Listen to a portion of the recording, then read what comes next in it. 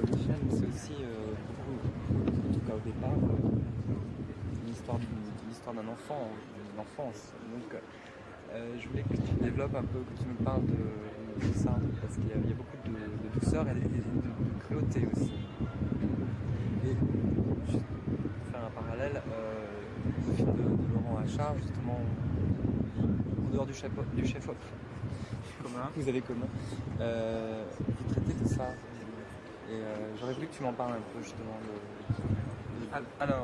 Alors déjà, la remarque est très juste vis-à-vis du film de Laurent Achard. C'est-à-dire je m'en sens extrêmement proche par la thématique de l'enfance, comme elle est traitée, à la fois cruelle et il y a une certaine douceur dans son film aussi.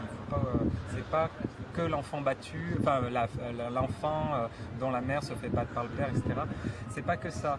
Il y a aussi finalement un terrain de jeu là quelque part, un chien qui, bon il est triste ce pauvre chien aussi, mais vu ce qui se passe peut-être que triste, il joue très bien. Mais voilà, mais il n'y a pas que ça.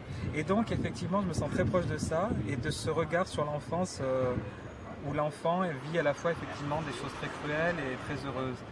Et c'est très important pour moi dans le Capitaine Ahab, autant là dans le court-métrage que ce sera dans le long. Ça sera bien sûr plus développé encore. Mais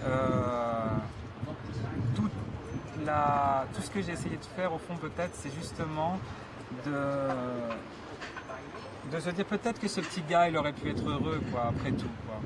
Bon il perd sa mère à la naissance, mais après peut-être que s'il attend finalement dans la blanchisserie, ou même quand le père le récupère à la pêche et tout, on va à la pêche dans la forêt, il y a peut-être c'est le monde de l'enfance aussi cette forêt, tout ça. Mais non, c'est pas possible quoi. Ça le pousse à chercher une quête de quelque chose qu'il n'a pas eu au fond, qui serait de l'ordre du repos, du bonheur, une espèce d'absolu comme ça. Il est forcé, il est plié, c'est vraiment un petit gars qu'on casse comme ça et qui est obligé de s'arracher à un moment quoi. Donc la charnière c'est la rencontre avec l'océan finalement quoi. Mais voilà. Alors tout ça c'est toute la partie inventée du film vis-à-vis par rapport au roman de Melville. C'est-à-dire que le roman de Melville, très brièvement, c'est vraiment sa vieillesse sur le Pécode et la dernière chasse quand il va tuer Moby Dick. Et mon idée de départ c'était je vais inventer toute la vie d'Ahab au fond. Parce que ce personnage un peu mythique un peu pratiquement, ça me donnait envie de ça. C'est comme si j'avais devant moi une sorte de silhouette que j'allais remplir moi, un petit peu, de plein de choses. Il était libre c'est comme si, à la fois très fort, donc bon, c'était très difficile, le pari était un peu là, que ça tienne, mais c'est comme si c'était, voilà, c'est ça, remplir une silhouette, et c'est un jeu, c'est très ludique au fond, de pouvoir faire ça. Et donc c'était très simple, hein. Très honnêtement pour moi, je me suis dit, je raconte ma vie. C'est-à-dire c'est un portrait, faire un portrait pour moi c'est faire aussi un autoportrait, donc voilà.